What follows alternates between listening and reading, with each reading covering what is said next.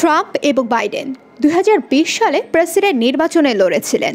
চলতি বছরের নির্বাচনেও এ দুজন আবার মুখোমুখি হচ্ছেন, যদিও এ নিয়ে আমেরিকান জনগণ খুব একটা উৎসাহী নয়।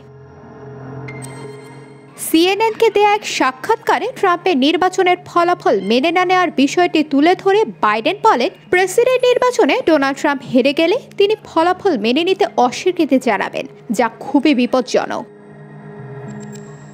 ট্রাম্প বরাবর আইনি চ্যালেঞ্জে হেরে যাওয়ার পরও জোর দিয়ে বলে যাচ্ছেন ২০২০ সালের নির্বাচনে তিনি জিতেছিলেন, যদিও বিষয়টি তিনি প্রতিষ্ঠিত করতে পারেননি। এ প্রেক্ষিতে বাইডেন বলেন, তারা কত আদালতে মামলা করেছেন। সুপ্রিম কোর্টের মামলাগুলো সকলেই বলেছে নির্বাচন সম্পূর্ণ বৈধ হয়েছে। এই হলো ট্রাম্প। এর আগে উইসকনসিনে এক নির্বাচনী প্রচারে অংশ নেওয়ার পর ট্রাম্প মার্কিন নির্বাচনের ফলাফলের স্বচ্ছতা নিয়ে নিজের উদ্বেগের কথা বলেন। মিলওয়াকি জার্নাল সেন্টিনেলকে দেয়া এক সাক্ষাৎকারে ট্রাম্প তার উদ্বেগের কথা জানিয়ে বলেন, তিনি যদি ডেমোক্র্যাট প্রার্থীর কাছে হেরে যান তবে তিনি ফল মেনে নেবেন কিনা তা নিয়ে সংশয় রয়েছে তার। তিনি জানান, পরিস্থিতি অনুযায়ী সিদ্ধান্ত নেবেন তিনি।